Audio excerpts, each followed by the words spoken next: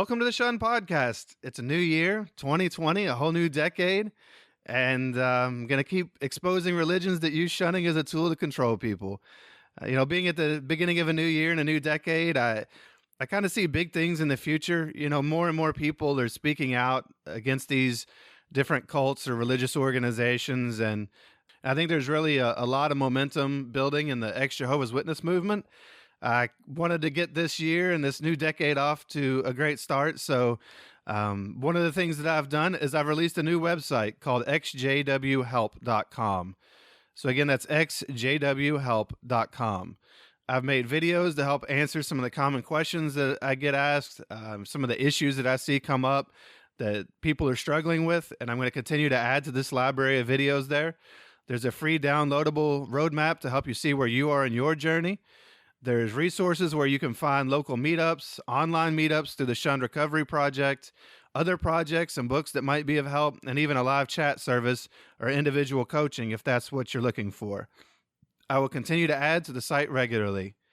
So to celebrate the release of xjwhelp.com, to celebrate the new year, the new decade, I'm releasing 10 episodes this month instead of 2.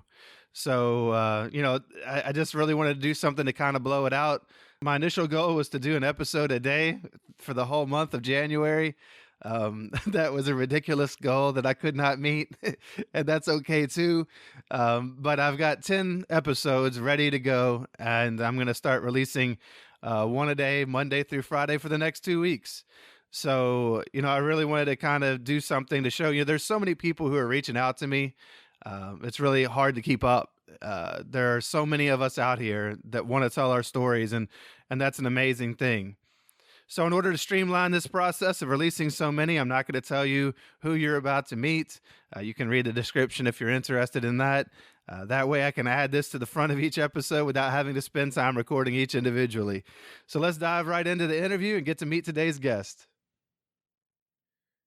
My name is Kelsey Robbins. I'm 30 years old. I was a Jehovah's Witness, and I am shunned.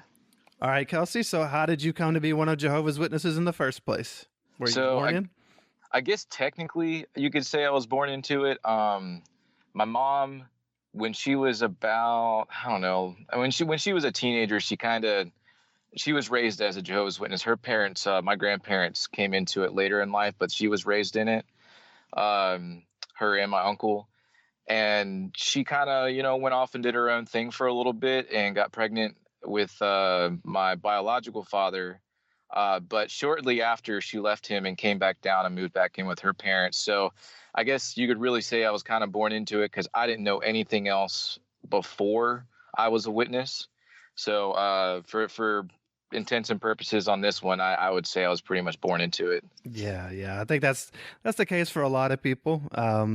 Myself included. I mean, I guess I was 8. I do remember holidays and stuff, but I don't really remember a lot before witness time. So, right. It's the case for a lot of people. So, for yourself, you said that your mom, was a witness. Does that go back many generations, or how's that? It goes back to my grandparents on her side. Okay. My grandfather started studying, I forget what year, and I want to say he was married to my grandmother at the time. So I think they studied together, and then, just kind of took it from there. And this is like 60s, like early 60s, something like that. Like just before my mom and uncle were born. Gotcha. So what about you? When you were born into it, how did it kind of make you see the world around you? As you were a kid growing up in it? I guess like most witness children, I was relatively oblivious to kind of like what I was being raised in because that was the only thing I knew. Yeah. However, very early on, I was very, very vocal about it. Like whenever I was at school, or before I went to school, actually, from kindergarten on, my parents would rehearse. Okay, how do you explain to your parents you don't celebrate Christmas? Or not your parents, sorry, your teachers. How do you explain to your teachers you don't celebrate Christmas? How do you explain to your classmates that you don't do this, don't do that? So I remember very young, like being indoctrinated into sort of this, preaching mode where this is how I'm going to explain things. Um, I just I never felt like I was better than anybody when I was a kid, but there was this thing in the back of my mind where I was like, oh, I'm part of this chosen group, and I've had this responsibility like bestowed upon me to go out and, try and save people. I felt I felt good about what I was doing at a young age. I felt like it was correct. I felt like, um, I guess I felt pity for people around me who couldn't be a part of what I was a part of. I felt like I was a part of something really big. I also didn't really see the outside world much as a threat because I felt like, I was in this protected group and stuff. But it was it's a little weird kind of thinking about it as a little kid now. Yeah. Trying to think about how exactly it was, but it was mostly just, this is what I do. This is my life. This is what I'm involved in, and I'm on the right side of the fence, basically. Oh yeah, they make you feel And special. yeah, and that's what it was. I felt special. I was like, sometimes I couldn't wait to tell people about it, for some reason. Isn't it funny, when you're one of Jehovah's Witnesses, you believe that you're special. We had all these discussions about basically how the world was out to get us, and we were part of this grand plan and all these things that were happening in life and in the world. But then you kind of get out later and you realize that we were nobody. Yeah, oh yeah. Nobody cares about Jehovah's Witnesses. Nobody. I mean, every once in a while you hear a joke in a TV show Yeah. or stand-up comedy or something, but we're not, in the limelight in any particular, or I'm sorry, I wasn't ever in the limelight in any particular time. Sure. But you felt so special. You felt like you were saving the world, and Oh, yeah. and like everything revolved around us. And then you get out and realize that nothing revolved around us. Oh yeah. We were caught up in our own little world. That's all that was. A very narcissistic way of looking at life. Absolutely. Yeah. It all revolved around us. So what was childhood like growing up at home? How was your family life growing up as a witness? I mean, I had a great childhood. I can't really complain there. I mean, minus the obvious of, missing out on certain opportunities in school and whatnot. But I had a really good father, a really good mother. My grandparents were very loving. Everybody in the congregation was, very friendly, at least, at a younger age. Mm-hmm. I can't really complain about the way I was brought up. I pretty much got everything I wanted, within reason for Jehovah's Witnesses. I usually had a really good group of friends around me, so most of the time I was pretty happy. I couldn't really complain. I always had something to do on the weekends, minus going out and preaching. So it was pretty normal. Nothing out of the ordinary. Yeah, and it is nice sometimes to hear, that some people had a little bit happier childhoods than others because, you Jehovah's Witnesses ultimately are kind of a reflection of humanity at large, and you have families where there's a lot of abuse and such, and then you have regular families, and Yep. that happens as well. Were you all the type of family that? How were they, like, as far as the meetings and such, were you the type of family that, were at all the meetings and Oh, yeah. super regular commenting and Oh, all yeah. that? Yeah. If you had to have a fever or like a serious case of like diarrhea or something to miss. I mean, it was very few and far between. It was either sick or on vacation, and arguably, if we were on vacation, sometimes we would seek out a Kingdom Hall and make a meeting at least, or we would at least bring our literature with us and have a family study while we're on vacation. So it was very devout, very devout family. My grandfather was an elder for as long as I can remember, or he still is an elder. My dad, my stepfather, I should say, but for the sake of the conversation, Sure. he's basically my dad. He raised me. He was a ministerial servant and then, bumped up to an elder. My mother never really was a pioneer or anything. My parents both worked full time, but my grandmother was a full-time pioneer.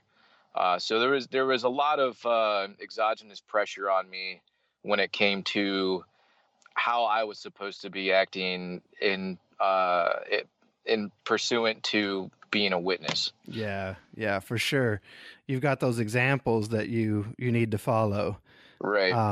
What about at school for you? How was it? You talked just a Ugh, little bit weird. about how you were Weird all the programmed, but time, man. I mean, in the very beginning, it was very simple because a lot of kids, shrug stuff off because little kids are very open and very accepting. Mhm. But as you get older, as you start forming your own opinions and based off of your own experiences and stuff. And the older I got, the more I realized that I actually sought friendship in school. And I had friends in school, but every single time I ever spoke about my friends, quote unquote, at school, my dad would always be like, well, remember, son, they're not your friends, they're Mhm. acquaintances. Your only friends are ones that will direct you towards Jehovah. So my entire mantra towards having friends in school was, I can't be friends with you because you're not going to tell me, hey, don't forget to go to the meeting tonight, or hey, how did you do in service this weekend, or whatever. So I was always very torn. My mom was a bit more lenient on that end. She would actually let me go over to some other kids' houses that were at school and stuff. My dad was very reserved about that, but of course, my mom could basically make him spin just about whichever way she wanted. Um, and he would always push, like saying, hey, why don't they come over to your house so they're in your environment, which I guess made sense. And I took it. I was like, you know what, screw it. I can hang out with a friend from school. I'm gonna bite the bullet and do it at my house. Yeah. I remember I never brought up anything about being a Jehovah's Witness though when I was hanging out with my other friends. I mean, granted, they would be like, "Hey, we're doing a Christmas party. Do you want to come?" Or we're having a Halloween. And then I'd have to sit there and put my head down and kind of mutter, why I can't go, and be really embarrassed because here we are having a good time, we're friends, and here I am about to tell you why I can't hang out with you and why I shouldn't be around you. And I couldn't only imagine how confusing it must have been for the people that actually like kind of wanted to be around me Yeah. at school. But it's a good thing though, because those friends that I had, some of them I still have from high school and previous schools, which is kind of cool. And I remember after leaving the organization and hanging out with them, I'm like, hey, I just want to let you know, like, it was nothing against y'all. Like, it's just how I was raised, and I was totally blinded. And they're like, and every single one of them were like, dude, I totally get it. You have nothing to worry about. You're cool with me. So that was a really cool thing to experience. But back to being in school, through in the early stages, it was all, yap, yap, yap about being a witness. And I'm going to tell you why this is a wrong belief, but I'm not going to make you feel like you're wrong. And then it graduated to, I'm not going to tell anybody I'm a Jehovah's Witness, and I'm not going to act like it at all. I mean, I'm going to act within reason, so I'm not suspicious to the other witnesses that are in grades above me in my school. But I'm not going to make a proclamation at the beginning of the year like I used to, saying, all right, everybody, here's my boundaries. You can't do this, this, and this, and I can't do this, this, and this. Yeah. No, I wanted to be accepted, just like Heck everybody else. yeah. I wanted to be included. And it was a huge internal battle with me on trying to find ways to hang out with people outside of school, from school, and fighting with myself, saying I shouldn't be doing it. This is going to disappoint my parents. This is going to disappoint my family in the Kingdom Hall, you know. So it was a huge 50-50. And then eventually it got to a point where I was figuring out ways to hang out with my friends from school without my parents knowing. Um, so I guess like kind of a segue into learning how to live a double life.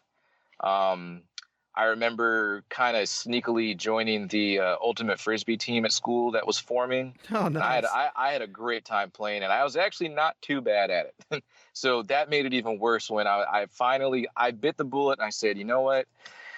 Because my parents knew I was going and playing with them at school and stuff, but they didn't realize there was an actual team forming, and that was the part I didn't tell them. So the team was going to go play a tournament at some place out in Virginia, like a few hours away. And I remember explaining to them, hey, the team is going to be doing this. And they're like, the team? And I'm like, oh yeah, there's an actual team and I've been practicing with them. And they're just like, what? And I was like, well, hold on now. Like there's a tournament and it's in this city and it's on this day. And they're like, that's on a Thursday. That's on a meeting night. And I was like, no. I've already figured out the logistics. Like I can go to this congregation's meeting on this day and then I can go to the tournament and I can still be back to go in service on Saturday, trying to just give them all the reasons why I should be allowed to do this. And like, I'm not going to be influenced the wrong way. See, I'm still thinking of ways to make sure I can take care of my responsibilities and witness priorities. And still, of course I got shot down and that was that, so that was a very short-lived experience, but Yeah. I was gonna say you're a pretty good salesman there, really. You came up with all the angles to address that at, but you can try to sell witnesses on a lot of things and it doesn't work. Oh yeah. Or you can't reason with them. So what about at the Kingdom Hall for you? You talked about how you had some friends and you all were regular and everything. How did you feel though, like going to the meetings, participating in them, going out in field service? I'm sure there was an evolution of that as the years went by. Absolutely. When I was younger, it was awesome. My grandmother watched me, so she was a full-time pioneer, so I was out in service all the time. I got really, really good at doing the door-to-door witnessing, being very, very comfortable. I became really well versed in like understanding which scripture to go to when someone brought up in the middle of a conversation, I could be talking to someone as I'm flipping the pages to, a pertinent or relevant scripture. And then, of course, as time went by, I started losing a little bit of interest in going out in service and going to meetings. But for the most part, I really enjoyed participating at first. I felt like, that was my contribution to the congregation, was giving my angles and my opinions on whatever the topic was, whether it be, the Sunday Watchtower with the questions or Q&A at the service meeting or whatever. Or whether or not I was actually giving a discourse. I participated a couple times at conventions, either helping like set up for the drama, or I did a couple interviews at some circuit assemblies. It got to a point where I actually felt like I felt responsible to other people's faith in a way. Yep. I was becoming an example because my dad was really pushing me, to get baptized and then, go on to be a ministerial servant, this, that, and the other.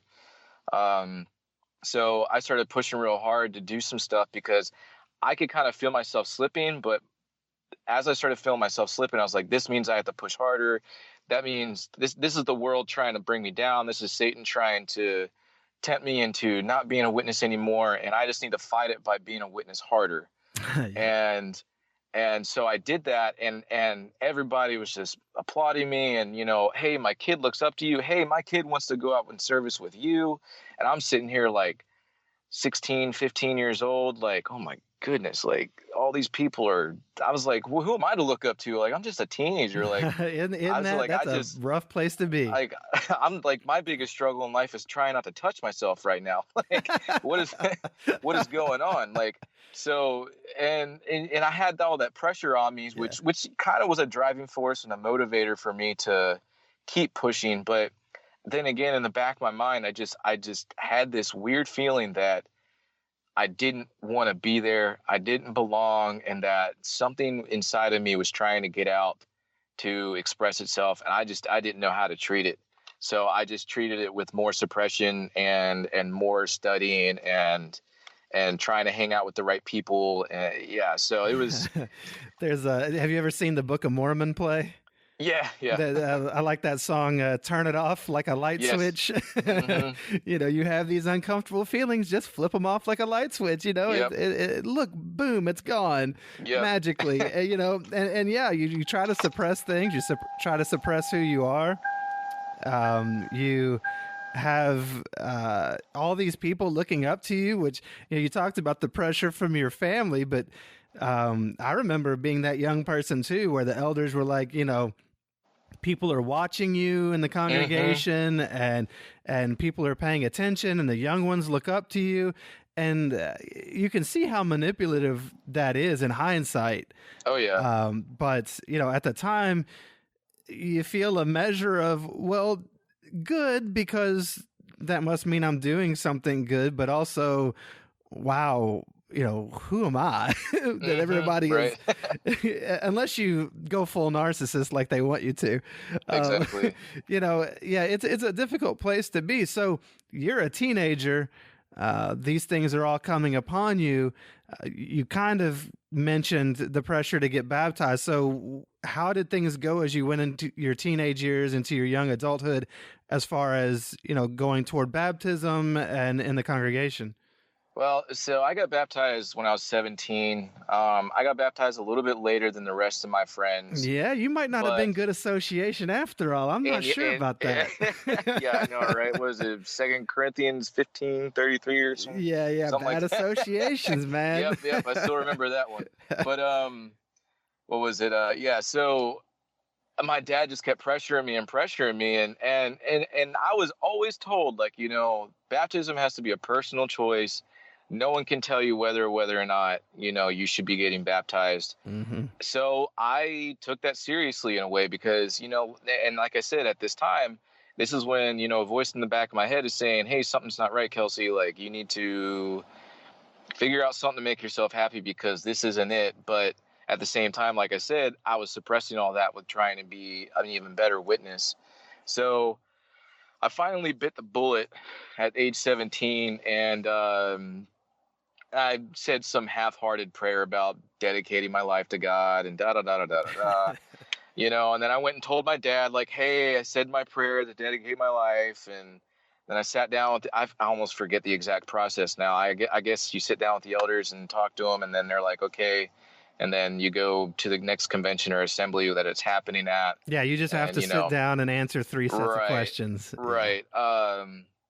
And then everybody claps and cheers, and you get wet for no reason. And then, you have a good life after that. But this is also at the time where, like, a couple girls in school were giving me some attention, and I wasn't really used to that. So, and of course, being 17, you just, that's all you can think about.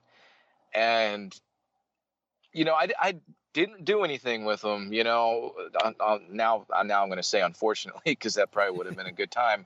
But regardless, I was fighting myself so hard to be like, okay, I want to go hang out with this girl, but I know I can't, because if I do, I'm going to get caught, because this is a small town, and everybody talks, and next thing you know, people in my congregation are going to know, and I'm going to have to explain myself. So I was weighing out my options on what would, if I did this, what are my consequences? How do I get away with it? Can I handle the consequences? And the bottom line was no, I couldn't handle it. So I didn't make a step towards, I guess, sinning. Um, and I just stuck with it. But repressing all of those feelings and not being able to either explain them to somebody or get them out, it's that sort of like Freudian psychology, where it just drives you absolutely crazy, because that's what drives the human psyche, at least to his Hmm. perspective. Um, so yeah, it was a little weird getting baptized, because after I got baptized, that that part of me was still in the back of my mind, kind of trying to speak out. But I just doubled down. I just went and got baptized without even feeling like it was the right thing to do.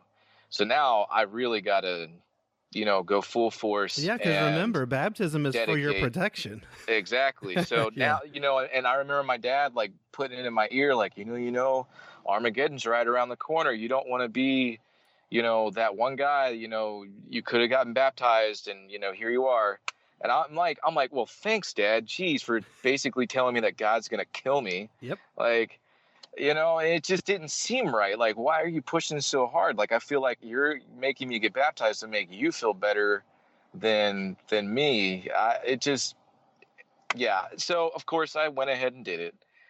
and I did, and of course I did it at a convention, a district convention, where it's the most populated and the most Hmm. people getting baptized. And yeah, not a good time. It's actually kind of funny because my grandmother, on my dad's side, who's not a witness, actually has a picture of my baptism on her bookshelf. Oh, wow. So I see it every time I'm at her house. you, So it's a nice reminder. you might But have to sneak that out at some point and burn it. I mean, I love my grandfather or my grandmother. She likes the picture, so Gotcha. I have no qualms Yeah, with yeah. it. But it's just I think it's probably worse for my dad to see it than me. Oh, I bet. Yeah. So what'd you do after you got baptized? uh, Went over and over in my head how big of a mistake it was. Oh, really? Yeah, pretty much. I mean, I started pushing towards possibly I was going to try an auxiliary pioneer, and well, shortly after I graduated high school, right? Yeah, that's right. And I was going to go to college, and I started at a community college, and I dropped out after a semester. My mom was sick with cancer at the time, so I figured it would be best if I just go to work full time, and then just come back so I could come home and help out at home, because with college, I'd have to go to school, work on assignments at home, and have a job, and on top of being a witness. So zero time for me to have a life and zero time for me to help out at home with my mom. So I decided to go to work full time, and school wasn't really for me at the time as well. And uh, I just kept pushing, trying to be the best witness. And now I'm baptized, so now I'm eligible to work towards being a ministerial servant. And of course, my dad's pushing me to do that. I was just trying to keep myself straight, and I wasn't really doing anything bad at the time. Um, I guess sinful at the time, if you will. But just like I've always said, it always in the back of my mind, something's not right here. I got to do something. And so where did you go from there? I mean, Okay. And what was it? Were you starting to figure out at that point maybe what didn't add up, or you just still had that nagging feeling? Oh, you know what? I can't believe I forgot this detail. So, and I was maybe about 15 when this happened. So I guess you could say mentally kind of was leaving before I physically left. I started really questioning things probably around 15. And if you were down here in Virginia, I could take you to my old house I lived in and show the exact spot in the lawn where I was mowing when I came to this epiphanous realization that this entire thing is a bunch of crap. Oh, really? Yeah. And so was this just you reasoning, or did you come upon anything? Or yeah, I had my CD player going. I was mowing the lawn, and I was just thinking to myself. And one thing I started thinking about was I guess the fact that okay, or not the fact, but the idea that Jesus is God's son. And that Jesus and Jehovah are two separate entities, and they're independent of each other. Mm-hmm. And of course, following the logic of father and son, okay, well, where's the grandfather? I guess in a way. Mm-hmm. So I started thinking to myself, well, if Jehovah makes Jesus, who and makes everything else, who made Jehovah? Like, this does not make sense. Where does this compute? How far back does this God go? What's going on here? So I called my grandfather, the smartest guy I knew at the time, and he's always been a very logical, very straight to the point, very well-spoken person. And I respected him a lot for that, and I thought I would get the answer I was looking for. I knew I wasn't going to find it in the Bible, because the Bible was just going to tell me just because. Right. Well, I call him, and I'm like, Grandpa, I'm having a hard time. Where did God come from? How did Jehovah come into existence? This is like my only problem with anything right now. Like, I need to know. And he literally just comes back with, Kelsey, he has always been here and he always will be. His name means he causes to become, so therefore he is. And I'm just like, trying to, fathom what that means. It's like trying to explain infinity to anybody, because we're finite creatures. And that's what I couldn't get. I was like, so we have an explanation for everything else in this world except for the origin of the guy that we worship, or the God that we worship.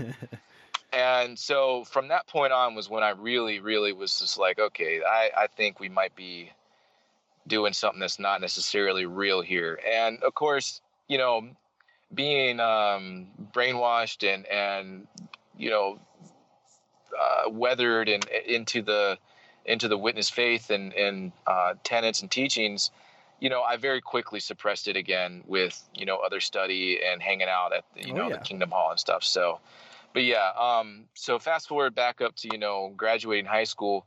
I was working at Canon at the time as a repair technician. My uncle actually got me into that job, another witness, and that only lasted about 3 years. But during that time was when I really started kind of like trying to branch out to other witnesses around me, because I'm 18 now, I have a full-time job, I'm eligible to date, I'm eligible to start thinking about getting married.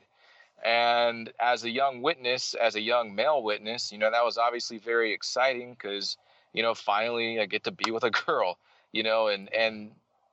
so I started going to different congregations, I guess, doing the same thing every other witness does. You go to different congregations and hang out with different groups. You start mingling more with different people at conventions, and I started hanging out with different groups. And then I finally met this girl who actually had the same name as me, which was kind of funny. And that's how the conversation got started between the two of us. And she actually was studying, so she wasn't even a witness. I take that back. I don't think, yeah, she wasn't a witness.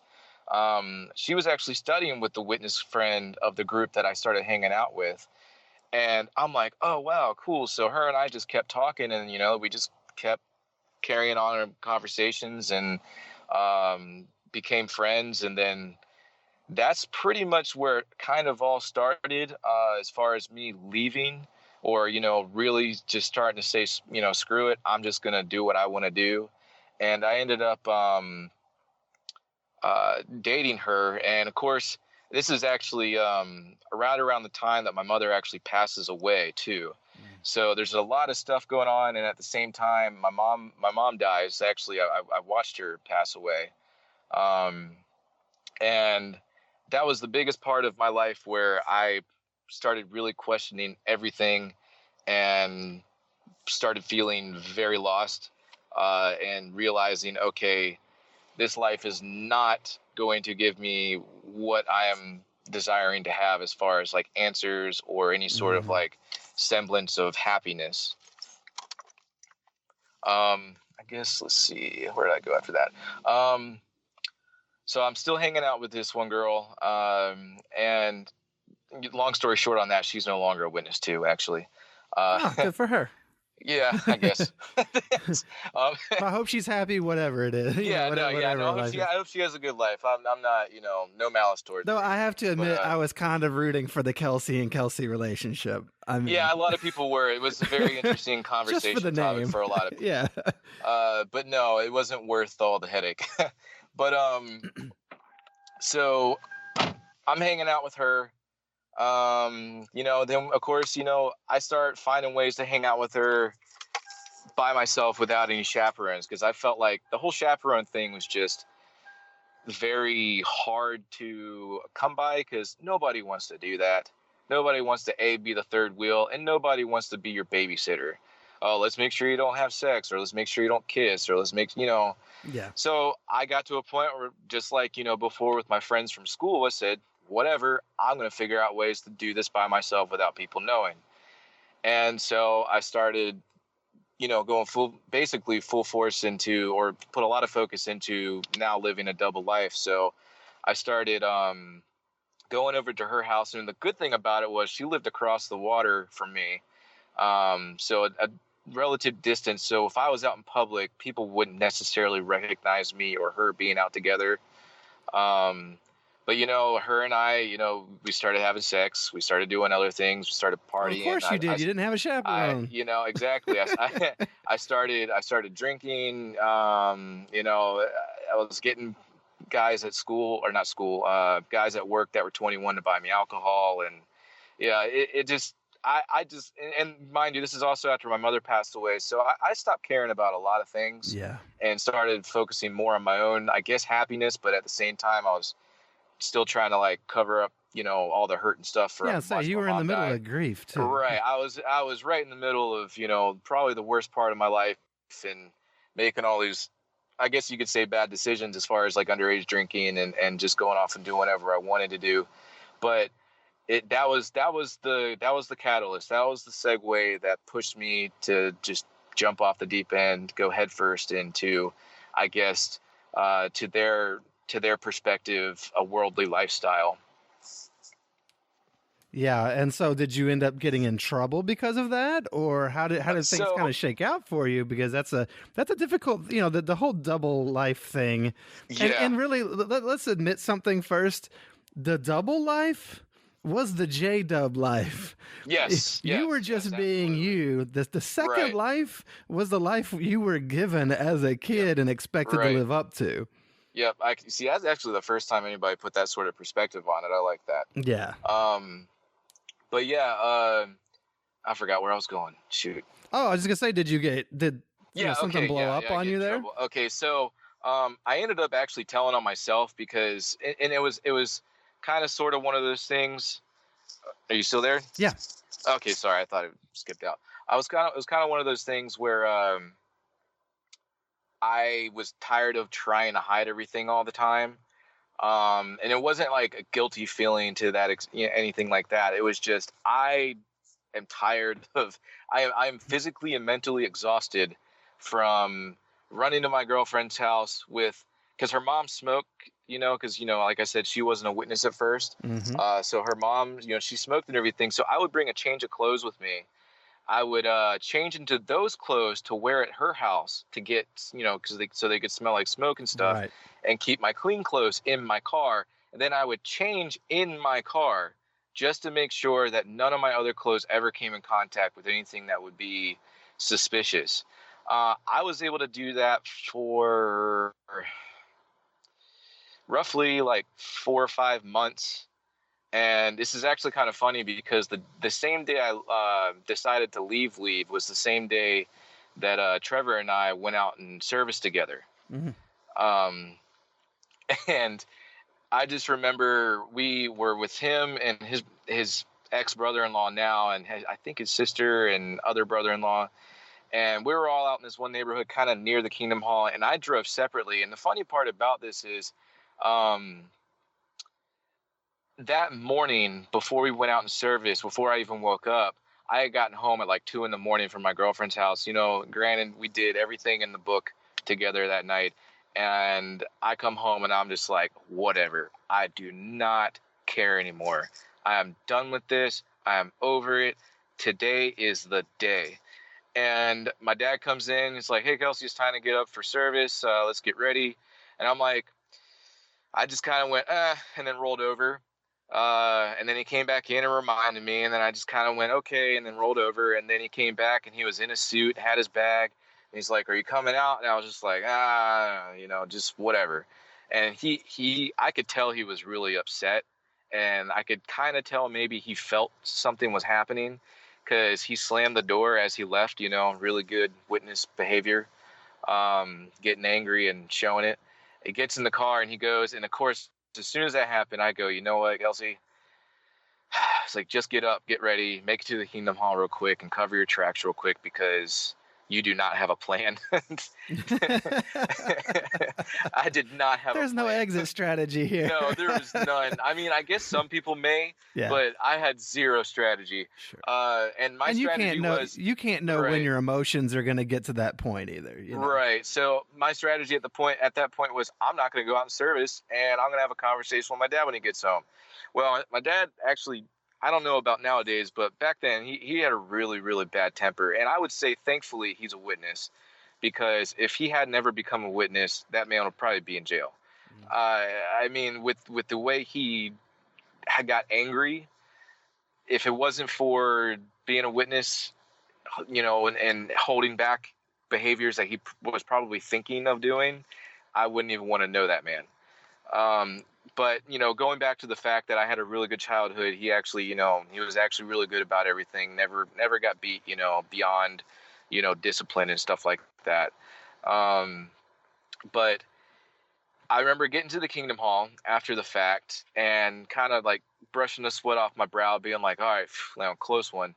Sitting down next to my dad, and I just could feel it. I could just feel the questions oozing out of his skin. Like, what are you doing? Like, why are you feeling like you don't want to go out? Blah, blah, blah. So what I didn't know was my dad had actually spoken to my friends a little bit before I got to the Kingdom Hall, and I was actually at their house previously the night before, and I used them as my alibi to get away with going to my girlfriend's house. Granted, I did go to their house, but I didn't stay there until 2 a.m, like I told my dad. He's like, so where'd you go last night? And I could tell when my dad knew I was, trying to lie to him. So I just said, whatever, I'm not going to lie to him. I'm just going to tell him the truth. And I'm standing there in the Kingdom Hall, and also knowing that this is a place where he's not going to freak out and get really mad at me. Yeah, and you can't lie in a Kingdom Hall. Right. So I told him, you know what? Fine. I said, all right. I left their house, and I went to her house, and I was there for a little while. And it's like, oh, really? And I was like, yeah, that's what I did. And he's like, well, I don't appreciate you lying to me about that. And I just told him straight up. I was like, all right, I'm sorry. I'll be more honest with you about, going and hanging out with her and stuff and blah, blah, blah. Well, that's when I realized, okay, it's really hit the fan now, or it's flying towards the fan at least.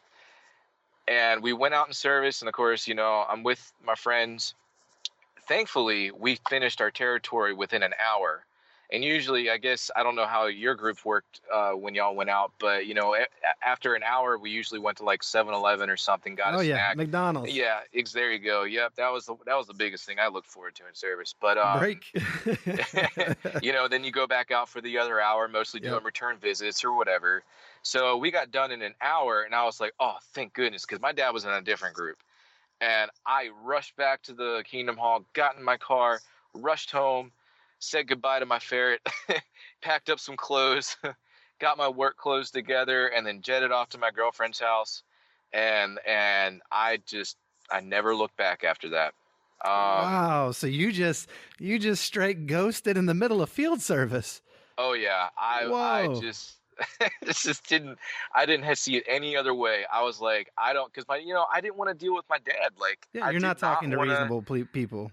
Not only that, but a reasonable person that I knew was going to get very angry about it, and probably risk a physical fight at this point, because my mom, his wife, just died, and now I'm about to leave and perform spiritual death to him. So I didn't want to be around it. I felt like I was making the right decision by not coming home that night.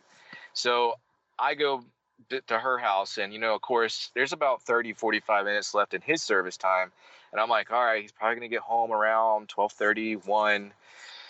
I'm sitting here talking to her about it, and mind you, I'm actually sitting there, smoking cigarettes, I'm having a beer, like, I'm just finally like feeling free, and he starts blowing my phone up, and I don't answer. Well, then he starts blowing up her phone, and I'm like, all right, that's where I draw the line. Like, you start bothering her, I'm going to step in. So I answer her phone, and he's like, Kelsey, we need to have a talk. And I'm like, honestly, I don't think there's anything we should be talking about right now.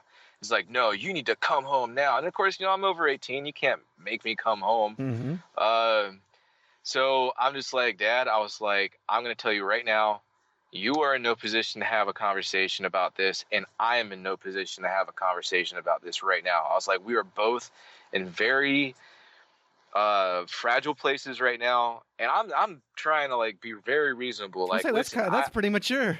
And that's what I told him. I was like, how about we give ourselves a few days, and then I come over and we discuss this, just like regular people, because I don't want this to blow up on either of us. Like, I was like, it was already hard enough to transition, I didn't want to make it harder for any of us. So Um, it came down to it where I ended up actually going back to the house. And funny thing is, the mediator was my grandmother, his mother, who's not a witness. Oh, really? And she was there because he was hoping that she could talk some sense into me, because her and I have always been very close. Um, and she didn't. She didn't make me do one way or another, which was awesome. You know, she didn't agree with the fact that I was just going off and doing whatever, because she could see that it could potentially hurt me. But she didn't necessarily say that I should stay a Jehovah's Witness. Right. And at this point, having the conversation with my father, and thank goodness she was there, because he actually stood up and balled up his fist at me. Mind you, I didn't retaliate at all, nor get physical at all, or want to get physical. But he physically threatened me to keep staying a witness. He was so desperate that he would rather hit me in the face than try and reason with me to be a witness. He was so desperate to keep me in that realm and keep me in that control. Yeah, the control. There you go. It's all about control. Yeah. So, and thankfully his mom was there, because otherwise, I don't know. I mean, he may not have hit me. He really did, and probably does still love me. But yeah, that was an interesting day. So I just went back to my girlfriend's house at that time. So basically, I'm living there now. Her mom was like, "Yep, you can stay here," and didn't charge me rent, didn't nothing like that. It was pretty cool. I got to do whatever I wanted to do. No one said no to me about anything. And that's basically where I left there, and just kind of dusted off my hands. My dad was basically like, "Hey, are you going to live there now?" And I was like, "Yep." Her mom said, "It's cool. I'm moving in." My dad got a U-Haul, packed up all my stuff, and put it in the U-Haul before I was even there. Like, I was like, "Well, gee, thanks." But part of me was like, "Well, you must really want me, because you just straight up." Like, Yeah. I was like, "I'm going to come by and pack my stuff up." And he's like, "I already did it for you. You're ready to go." I'm like, "Well, cool, but thanks for making me feel wanted." Yeah, that's pretty ugly. That's that's not unfortunately, a lot of people mistake love and control. Yeah. And for sure. conditional love is usually just control. And Yeah, that's somebody sending a message, really. absolutely. That's what that is. That's how I took it too. Yeah. I was like, "All right, well, you don't have to tell me twice." Yeah. Yeah. Sorry it went like that. It's not. Yeah, I'm sure there's way worse out there. So it wasn't too bad. Sure. But I mean, it's still, we all of us want our parents to love us. Of course. That's about the most basic normal relationship you're supposed to have. And it's difficult, because not all of us had parents that truly did. They Right. saw us as extensions of themselves, as narcissists typically do. Right. And a reflection of that, and especially your dad being an elder, I'm sure there was probably some pressure on him too, because oh yeah, if you're not going to behave right, he's got to get you out of the house so he can keep his position. Well, and the balance in the household was really my mom, and I was a lot closer to her than him. And she was always one, like I said, that would be like, "Okay, yeah, go hang out with your friend from school." Or my mom would actually sometimes, if she had a day off or something, she'd come home with a rated R movie. Oh, bad. She would come home with a rated R movie, or she would let me play a certain video game, or she would buy me an album from some bands that I liked, without my dad really knowing. Wow. And I remember one time, and this is kind of like later in my teen years, when my mom was starting to do, a lot worse with her cancer. And I remember her saying she went to a treatment or something, and she was on her way back. She said, "Man, I was on my way back, and I drove by this tattoo shop, and I pulled into the parking lot, and I almost did it, Kelsey. I almost got a tattoo." And she's always wanted a tattoo her entire life. And I was like, "Oh, really? What were you going to get?" And she's like, "I just wanted a little dragonfly," because she's always liked dragonflies. And I looked at her and I said, "Do it." Yeah. I said, "Do it, Mom." I was like, "You have cancer." I was like, "You have no idea what's going to happen afterwards." I was like, "Nobody does." And I think this is the first time I was really candid with my mother about, like, basically saying, like, "Hey, this is all a bunch of crap. I don't believe in it too," without really saying it. And she was just like, and she loved her father to death. And she's like, how Grandpa would feel, how your dad would feel. And, she was very empathetic to how other people would feel based on her decisions. Right. And I guess that's kind of a witness thing too, but codependence a lot of times, but yeah. Right. And at the same time, it was a very human thing. Yeah, very much. She cared very deeply about everybody around her, even though they were witnesses. But her and her best friend would always have conversations about things they doubted. And speaking of which, her best friend and her family are no longer Jehovah's Witnesses too, which is cool. Nice. We still keep in contact, but so she was kind of the balance to all that stuff going on in the house. But fast forward back to where I was in the story about leaving. Now I'm full-fledged gone. I hadn't officially been disfellowshipped yet, but I was gone. I was not coming back. And then here comes the flood of phone calls. I'm getting phone calls from my grandfather, my grandmother, my aunt, my dad's friends, my mom's friends, my friends' parents. Hey Kelsey, we really care about you, and we really want you to stay with us, and da da da da. Or like, and there was only one that was relatively understanding, or two, sorry. One of my best friends, who's actually not a Jehovah's Witness either anymore, his sister's husband was like, he was disfellowshipped at one point too, and he got reinstated. He's like, I understand, and go get some stuff out of your system, then come back to us. And then even my uncle was like, I totally understand, because him and my mom, when they were younger, they kind of drifted off a little bit, and then came back. But he was just like, I get it. You want to live your life. I understand. I'm not going to make you do anything. So there was only like a couple people that I actually kind of like respected when I was leaving. But no, I'm surprised. I'm not a lot of people get a lot of phone calls.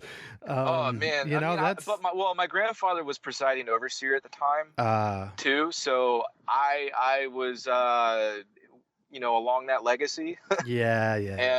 And so everybody knew him.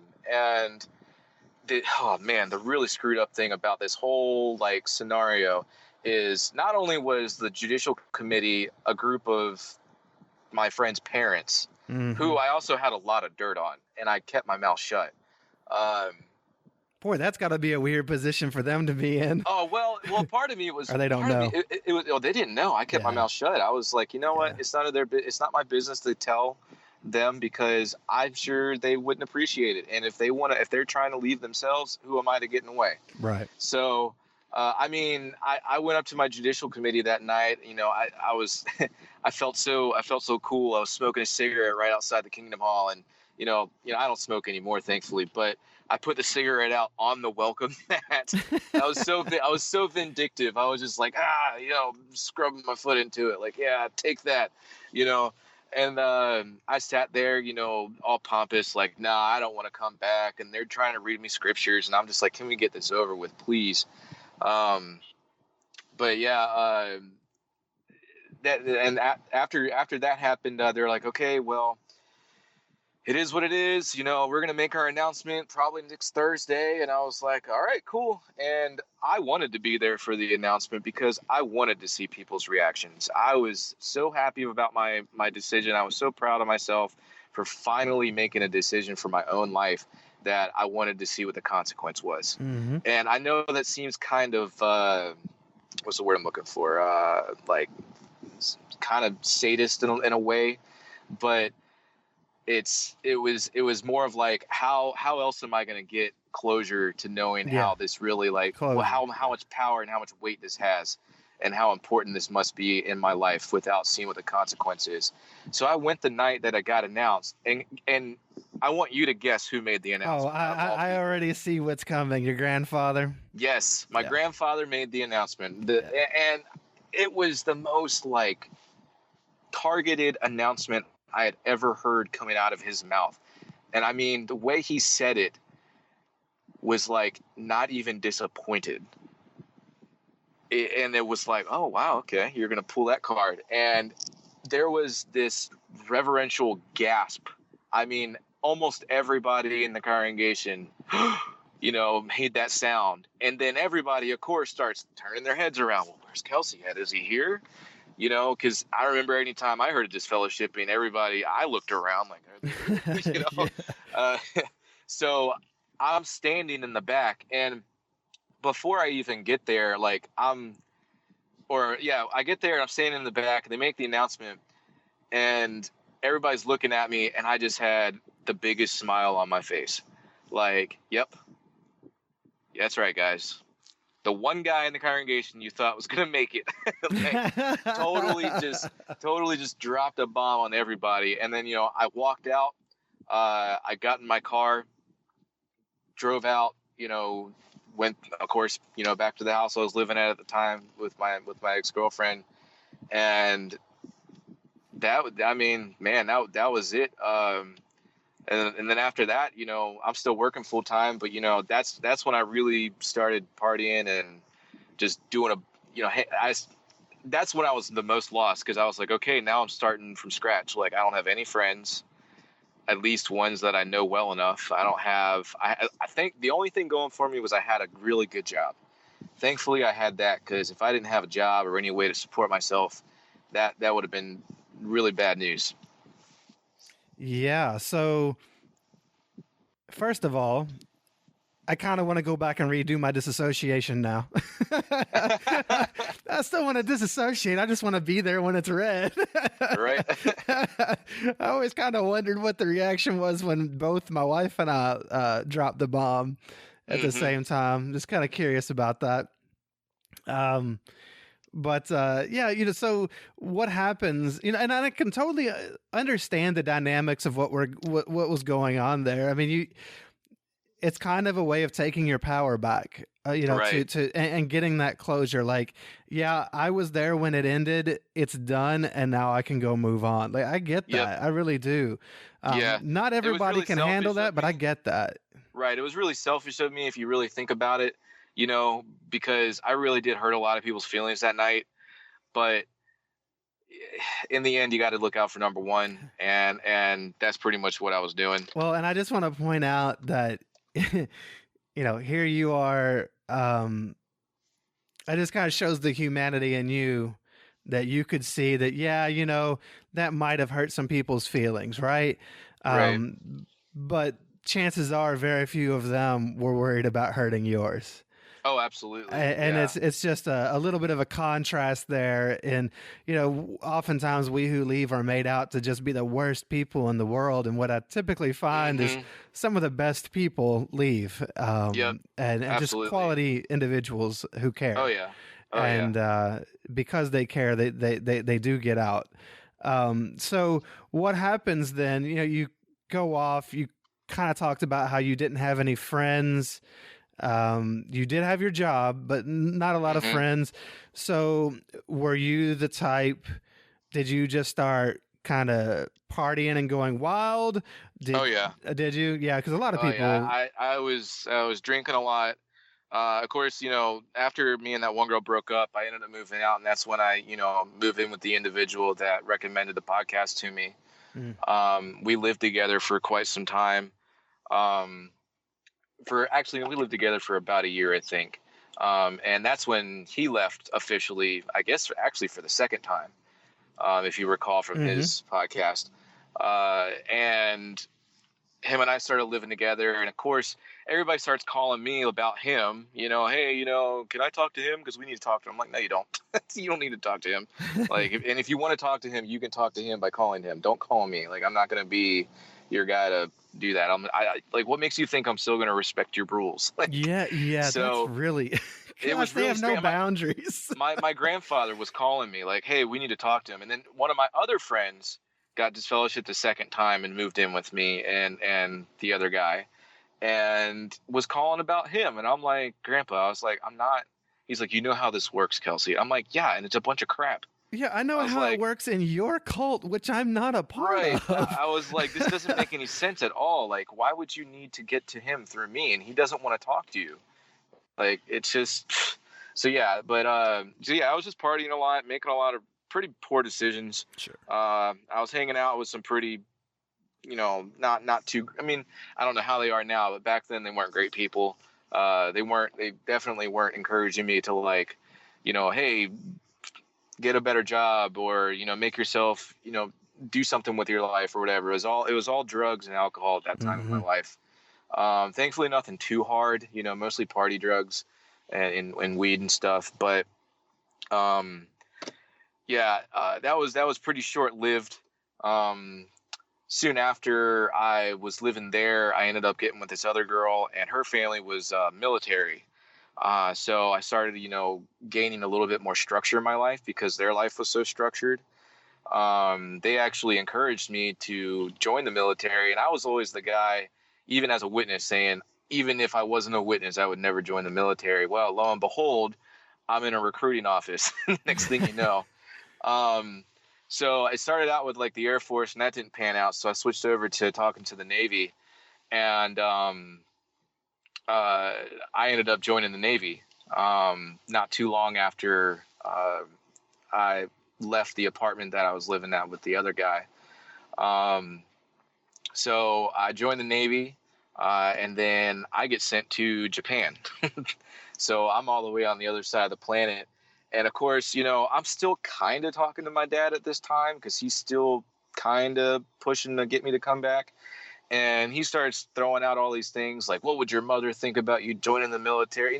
Mind you, she's dead now. Like, Right. throwing that in my face, trying to That's say that so I'm disappointed in her. Like, Yeah. so manipulative. I'm like, you are literally reaffirming everything that I have wrong with being a witness. Like, why I don't want to be a witness. Like, why are you doing this? Like, I was basically just like, how dare you? Like, how dare you use my own mother against me to try and get me to come back? It's like, I know what you're doing. I was like, and that's completely unfair. I was like, how would you like it if I did that to you? Like, it doesn't make any sense. So I'm sitting here trying to explain to him, like, I'm actually going to have a very good job. I was going in to be an aviation structural mechanic. I wasn't going in to go fight no war or nothing. Granted, I could have been sent over there in that area, but I wasn't going to be doing nothing like that. So he was also really worried that I was going to go off and die and get killed in some war or something. So, he was just completely ignorant and oblivious to what the military actually was, and that, the fighting force is a very small percentage of it. Well, anyways, I'm actually in the military at this time, and I'm overseas in Japan, actually having the best time of my life. Forget a college experience, go serve in the military and get stationed overseas. That's where it's at. But he couldn't understand my decision in doing so. But that actually was the one thing in my life that ended up reestablishing a firm foundation and firm set of like ideals and discipline that I've desperately needed after going off and drinking and doing drugs and partying and just not caring about my life at all. So while I was doing that, funny thing about being in the Navy is I actually met another witness there. Oh, really? Him and I actually worked together for a short period of time. And I was talking about being an ex-Jehovah's Witness to somebody else, and he overheard, and he's like, wait, you were a Jehovah's Witness? And I was like, yeah. And he's like, me too. And I was like, no way. Oh, that's awesome. What are the odds? I'm in the service with another ex-Jehovah's Witness. And mind you, another guy I know, him and I don't really talk much anymore, but he's in the Army. He was a witness too. So I got a couple guys I know that ended up joining the military after they got out. But yeah, so I'm over there for a while, and this is, I'm still partying hard over there, but it's mostly just, just drinking. And, just living my life out there. Hold on, the wife was calling through.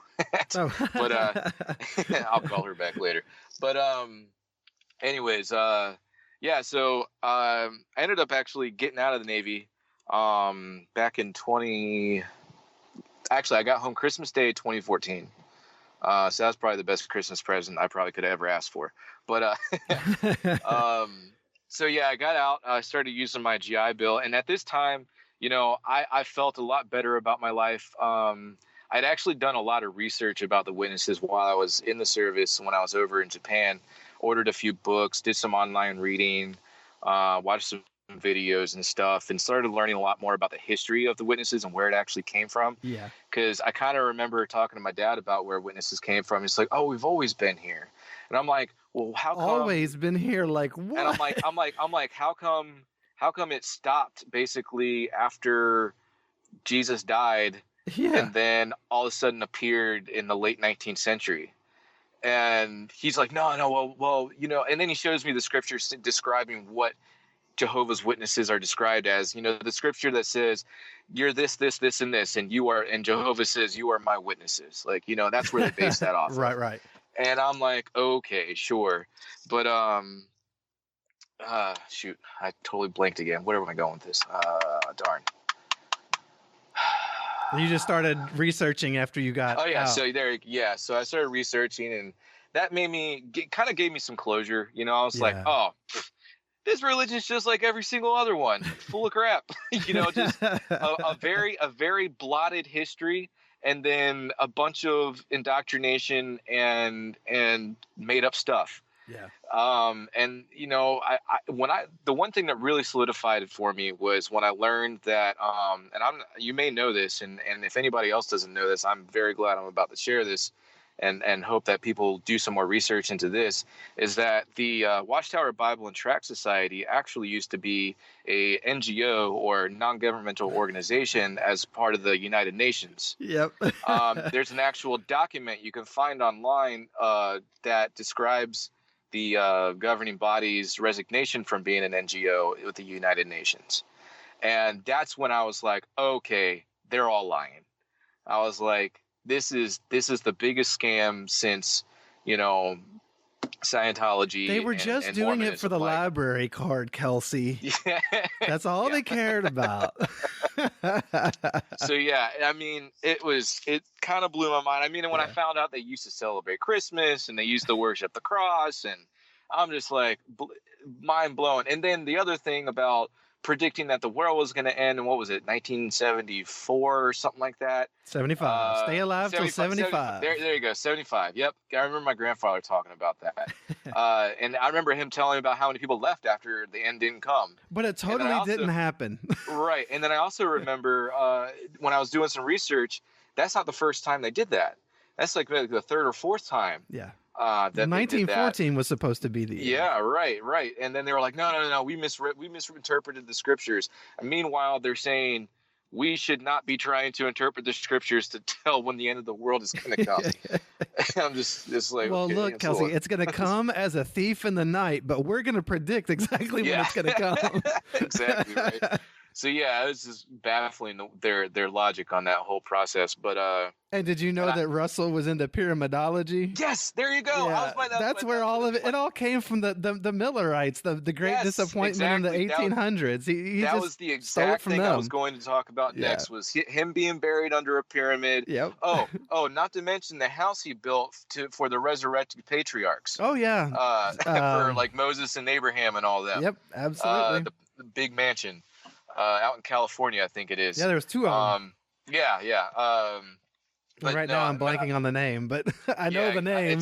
I think it's Bathsheba. It's something like that. Oh, Beth Sarum. Like Beth Sarum. There you go. Yep. Bathsheba was the guy that David, or whatever his name was, that was the girl. That, yeah.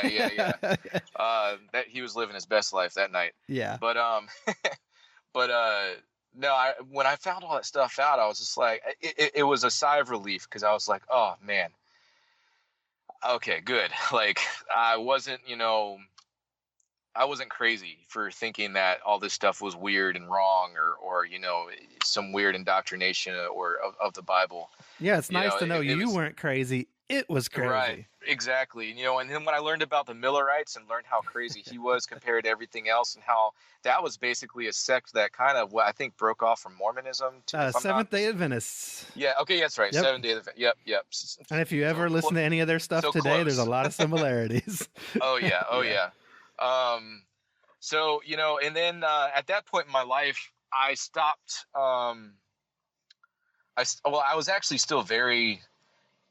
I still had a very big disdain for religion and organized religion as a whole. And so I started becoming very anti-religious, to the point where I made a point to tell everybody, I was an atheist. So I went from one end of the spectrum all the way to the other side. I'm an atheist. I'm this, I'm that. I don't shove it down my throat, or, this, that, and the other, getting really opinionated with people about religion. Always wanted to argue about religion, because I wanted other people to break the same grasps I broke, but I just wanted to be vindictive about it because I had to avenge myself, Yeah, you had my own pain to mental get state, out. right? Yeah. So and this is also a time period where I kind of started getting really, and you know, this is also kind of related to being in the service, and I'm still dealing with this now. Is, you know, I became very anxious and very depressed, and not feeling like myself, and not feeling like I had any sort of direction anymore.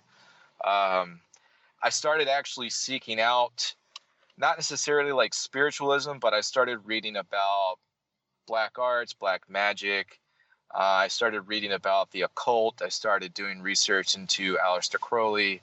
I got very, very deep into his teachings and writings. I actually have a book at home. It's a huge book called The Three Philosophies of the Occult, actually. It's a really good reference book. It actually has Jehovah's name in it, too. Come to find out.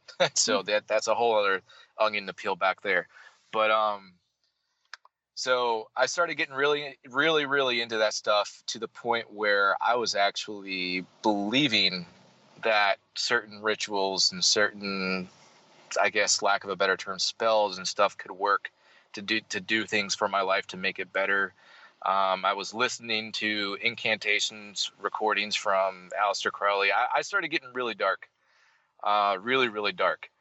And the only good thing that came out of it, and I try to find the intrinsic value in anything I go through that's painful or challenging. Sure. And the only good thing that came out of this was one phrase. And mind you, Aleister Crowley was a complete loon.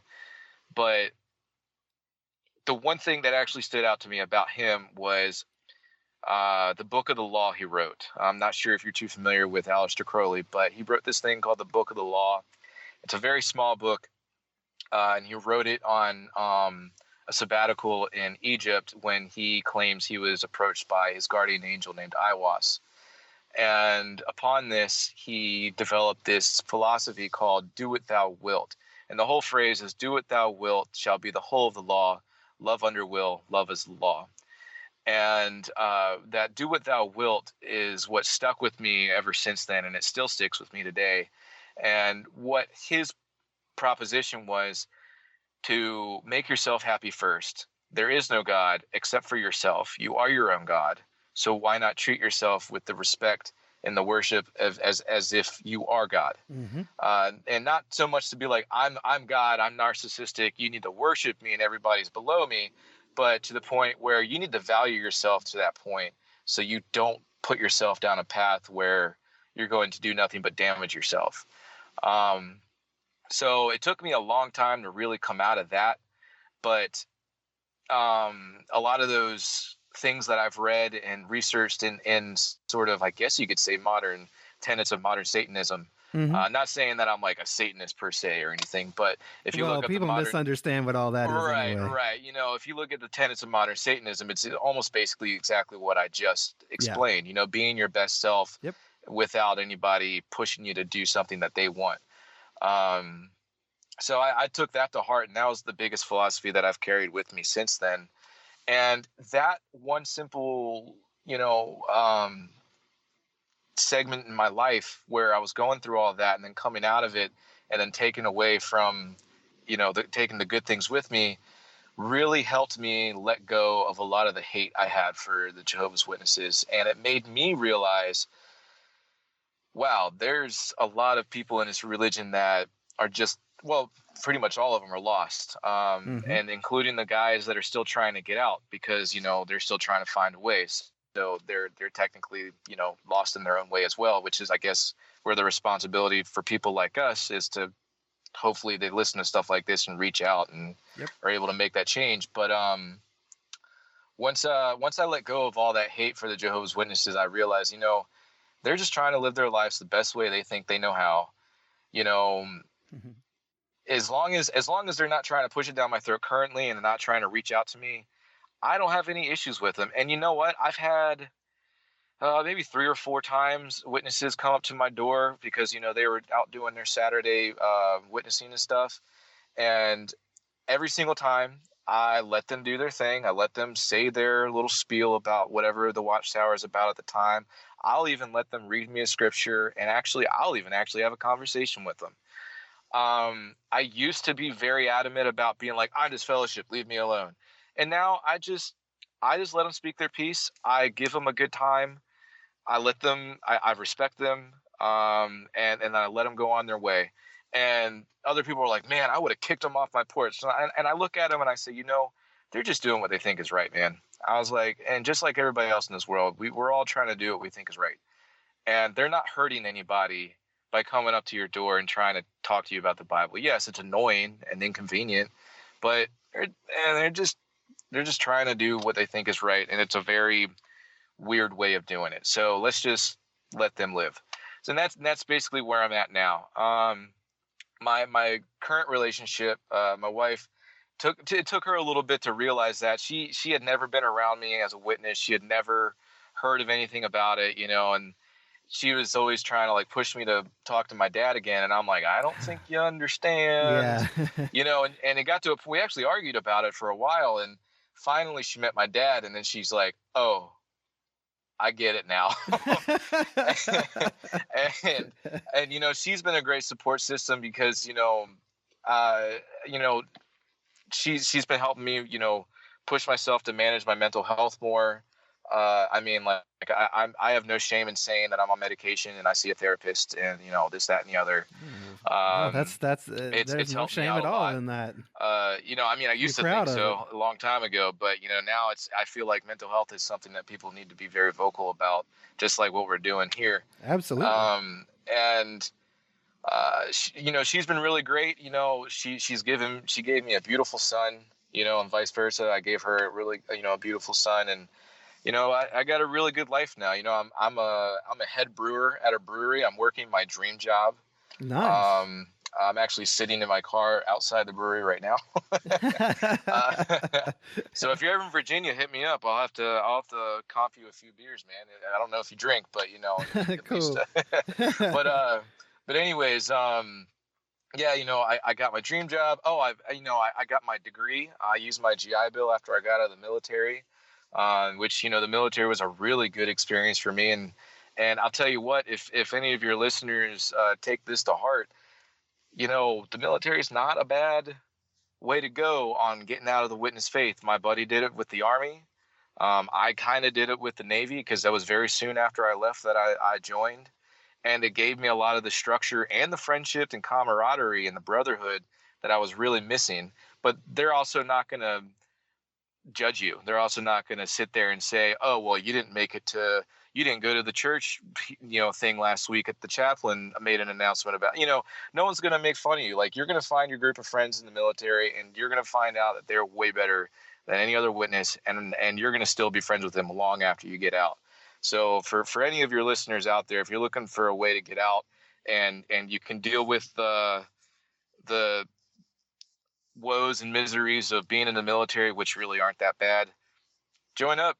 It's a good way to get yourself out, and it's a good way to give yourself some structure and keep your head on straight while you're trying to figure out your life. And I feel like that's a really valuable thing. But that's my 2 cents on that.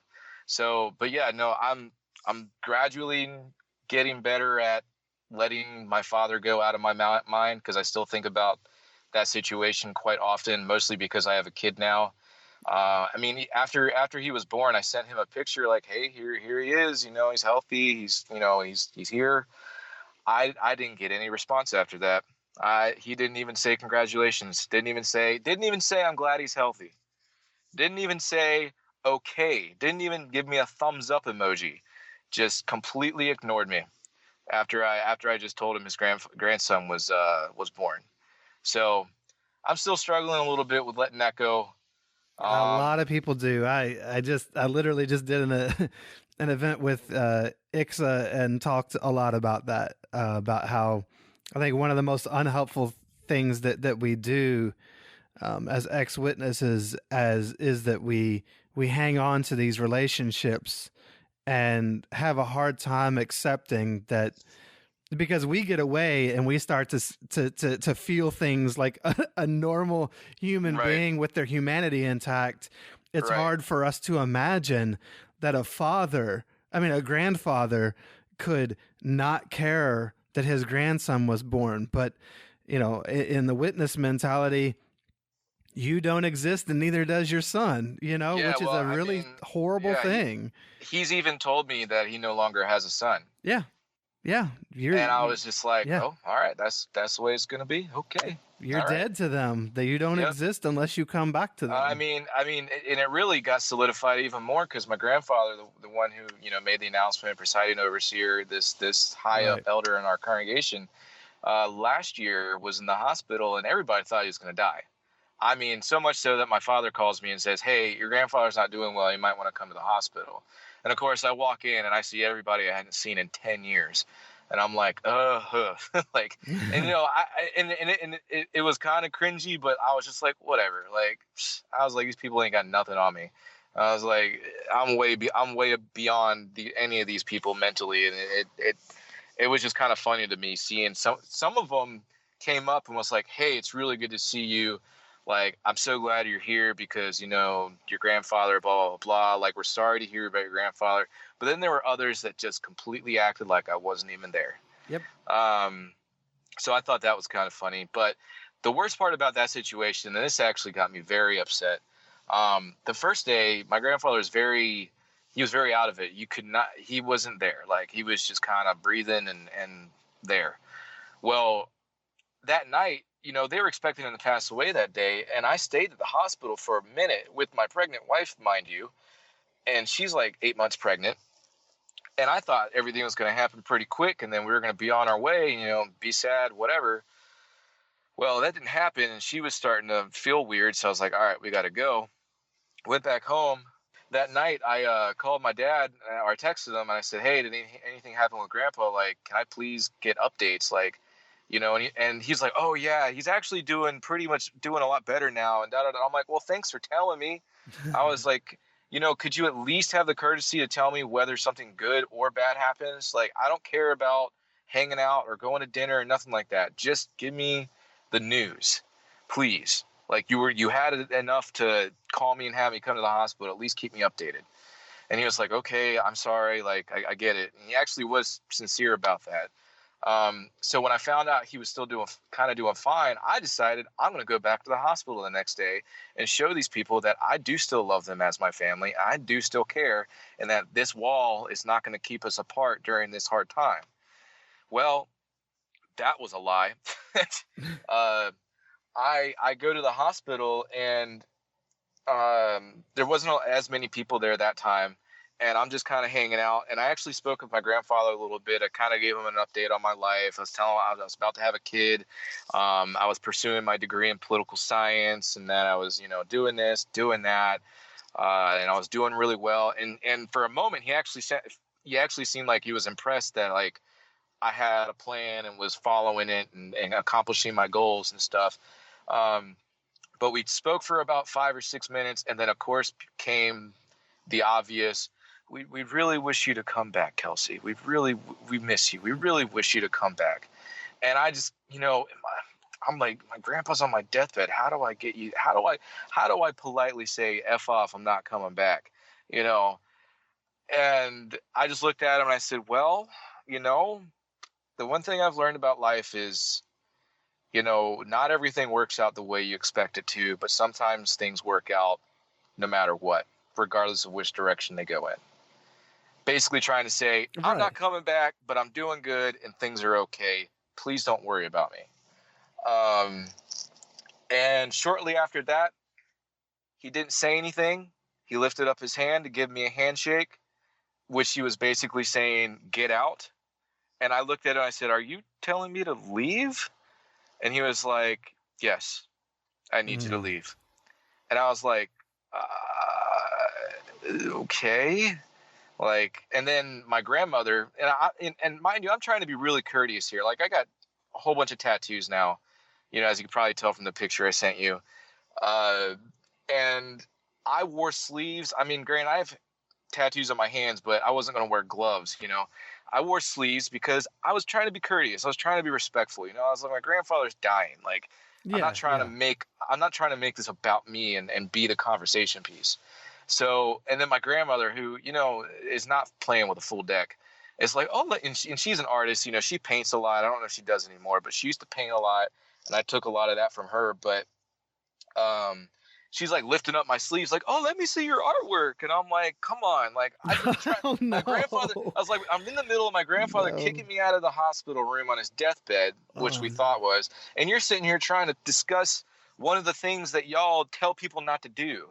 Like, and she's like, oh, it's really pretty. And this, that. And I'm just like, can you let go of my arm, lady? Like, let me get out of here.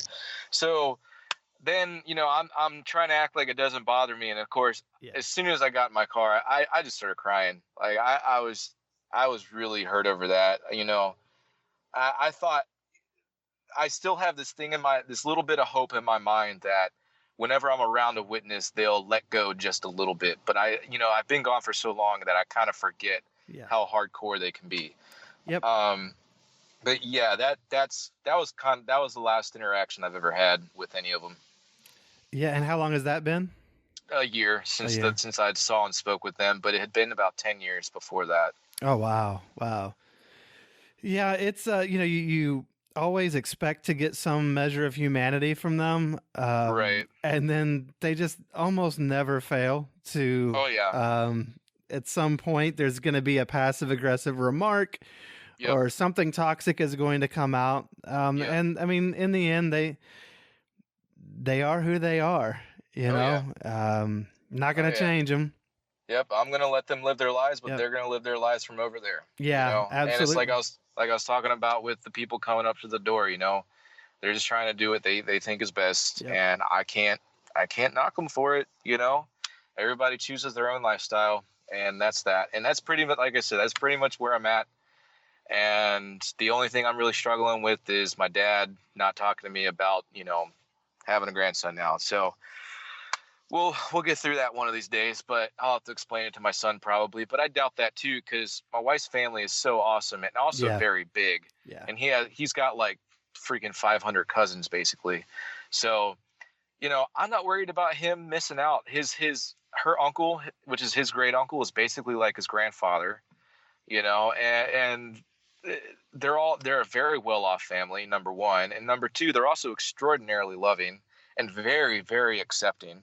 So, I have a family again. I finally have a family again. Yeah, it's one of those things, in life, so much of life is what you make of it. Right. You can focus on the lack of family on one side, or you can appreciate and have gratitude for the family on the other. Yeah, and for the longest time, I was so focused on the lack of family that it put me in such a deep depressive hole that, I just didn't care about life at all, and then I got a little taste of it when I was with that one family who was military, and then the woman I'm with now, she's been really supportive of, my journey through this to the tail end of it. And I'll probably be going through it for the rest of my life. Who knows? And her entire family knows my story, and they're just like, wow, I can't ever see you as that kind of person. And I'm like, oh yeah, I was. and but they're all very supportive, and I couldn't be happier with the situation I'm in now, considering my relationship, having a family, having a son, and then the extended family coming through her. It's pretty awesome now, and there's a light at the end of the tunnel. So whoever's listening, it's one of those things. You just got to keep pushing through and try and find someone that can kind of relate to you, because it's tough. It is really tough. It's a lot tougher than I thought it would be. I thought it would be as easy as, oh, cool, I can now do what I want and never think about it again. But no, I think everybody that leaves the witness faith is going through that whole moment of, I just made the biggest mistake of my life because I completely left my entire support system. Yeah, but they weren't really a support system. Of course. You know what I'm saying? Right. They didn't support you. They just wanted you to support them and what they support. Exactly. Yeah, and it is hard. It really is. But you don't have to go through it alone. Sharing your story like you're doing now is in my opinion, a very important thing to do. Absolutely. Not just because I have a podcast, but because, Right. but because I've seen the difference it makes in the lives of people. If you don't own your story might be owning you. Yeah, and that's what it was for a while for Yeah, me. And I think that's what it is for a lot of witnesses it for a is. while, which is why you see a lot of guys and girls, you know, going off the deep end and doing drugs Yep. and partying and then they're not giving it up, you know. Yeah, because Thankfully I joined the military and gave up all that stuff, you know, otherwise who knows where I'd be right now. yeah, absolutely. And now here you are. You're owning your story. You're Yeah. telling your story aloud. I'll tell you, when you get to listen back to it, it will give you a different perspective on things because you'll have distance from the story. You'll be Mm-hmm. listening to it as if it was someone else's, but yet it's your story from your voice. Right. And it truly is helpful. I've listened to my own. It helps you to give weight to things. It helps you to heal in different ways. It's a Mm-hmm. really interesting process. So I appreciate you being willing to come on and, raising your hand and saying, yeah, I want to do this. I want to tell my story. Um, Absolutely. so let me ask you, just to end on a good note here, what dreams do you have for this new life of yours? Now you've got your son and everything. And your wife, what do you plan for the future? Got anything you're looking forward Well, to? in terms of my son specifically, I'm really looking forward to seeing him doing the things that I wasn't able to do growing Yeah. up. If he wants to play a sport, I'm going to let him. A little skeptical about football. However, I am a fan. It's the head I injury thing, understand. man. Yeah, It's yeah, it's getting really dangerous. Like it's yeah. getting a lot more stuff's coming out about that, and yeah, I mean, I love But there's football, still a but lot of anyways, other things he can do. right, of course. My wife wants him to play hockey, which I think is like the same thing, but I think hockey is cool too. But I'm not a huge fan, but I still like it. And he'll let you know what he wants to do. Right, I mean, if he wants to play music like I did, let him play music, let him be in a band. Yep. If he wants to go out with a girl at 14, 15 years old, clearly there's going to be some boundaries, but not to the extent where like I'm going to make you wear a chastity belt, basically. Yeah.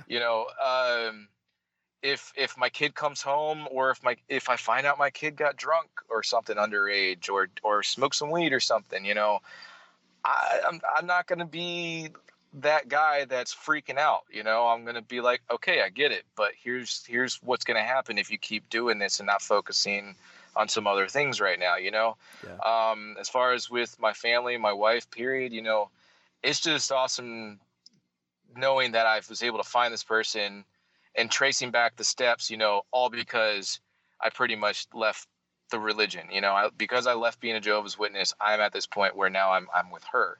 Yeah. And I mean, call it fate, call it whatever, now I've had this opportunity to meet someone like that. It's awesome now that her and I both get to grow together. She had a pretty rough childhood herself, not to the extent of, religiosity or anything like that, but just negligent parents, just to put it that way. Sure. And her and I have grown a lot together.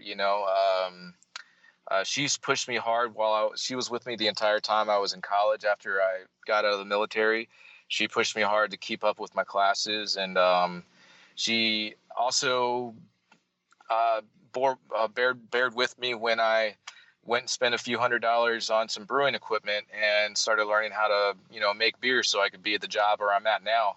Oh, wow. And she stays at home with our son, and she does some stuff on the side, sell some stuff on the side. Like she does some thrifting and stuff to help support us. But the biggest thing she does is stay at home, while I go to work and make sure he's taken care of and make sure the house is straight and everything, which is awesome. But her and I have some travel plans. We're going to go back to Japan together because I want to take her there. We want to go to a few places in Europe. We want to go to Iceland. And I mean, I guess besides that, I mean, her and I are we're gearing up to buy a house in January, February, trying to get some land together. And we're going to try and, we're just trying to build a little empire for our own little family, just something to set us up and just kind of grow together. That's awesome, man. I mean, you're just building a life. Yeah, These are the yeah, things that are in a life. And absolutely, this life happens to be free from a lot of the fear, obligation, and guilt of the last one. So absolutely, good for for you. sure. You can live Oh, in for freedom. sure. I think that's awesome. And I really hope that as time goes by, you all just keep growing as people. It sounds like you've already done a lot of that, Hmm. and I think one of my favorite things is seeing kids get to grow up in a generation removed from Jehovah's Yep. Witnesses, where they don't have to go through all that stuff. Oh So yeah, oh yeah, and that's what I got to watch with my mom's best friend's family. Her kids were really young when they left, and they got to grow up, doing sports and stuff. And now one of them's playing baseball at a really nice junior college, and he's. I mean, I wouldn't be surprised if he goes on to play college too, or like a university or something. And her other son's been really successful in his life too, and they've both, they both had their doubts after leaving and stuff, but their kids had a really good life, and now I get to look forward to that myself with my son. And like I mentioned before, but I don't want to beat a dead horse on that again. So yeah, I'm never necessarily satisfied. I'm always trying to push to get something more out of life, which is awesome. But I'm also very happy and positive about where I am and who I'm surrounded by, and I don't feel threatened anymore. I don't feel lost. I'm a lot more content with who I am. oh, that's awesome, man. I want to thank everybody, all these 10 episodes that I'm releasing pretty much at once. I want to, thank everybody who was brave enough to tell their stories. It takes courage to speak out. And I know it's very cathartic for people to listen back to later. So I wish the best for everybody. If you want to support the podcast and the work that goes into it, or the new website, xjwhelp.com, you can support them both at patreon.com/shunned. Patreon is Patreon. So that's patreon.com/shunned. This work matters. It matters to the people that are listening. That would be you. It matters to the people who are watching videos that are helping to find or finding the help that they need.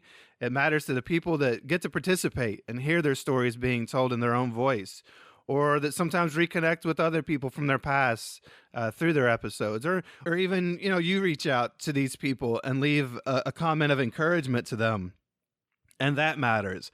It matters to people that are listening that are from other cults, and they get to see that they aren't alone because there's so many similarities.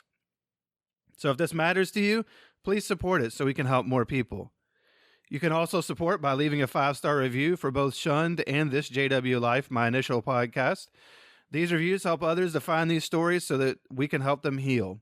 And if you hear an episode that you like, share it on social media. Tell others on the XJW Reddit or some group about it. Wherever you are, if there's something that impacts you, one of the highest compliments you can ever pay is to pay it forward and to tell other people about the episode or the podcast in general, or the coaching or the Shunned Recovery Project, or whatever it is that's helping you. Please help share it to other people, because there are a lot of people that don't know these things exist. If you like, that goes for the new site as well. If you like the new site, xjwhelp.com, please share it to others. Keeping it to yourself isn't going to help anybody. So let's make 2020 the start of something big as a community. Support good work. Participate if you can. Help others, and let's take our power back. If you want individual help, then reach out to me through xjwhelp.com or shunnedpodcast.com. Leave a message of support for the people telling their stories. Get resources mentioned on the website, along with links to support the show, or contact me if there's something that you need to discuss. Join the Shunned Podcast Facebook group, which is a support group. So get involved. If we want something different, then we're going to have to do something different. Let's be the start. The song for the show today, as always, is No Hell Yet by Fair Voyeur. And as I end all episodes, love others, do no harm, and go be happy. We'll curse God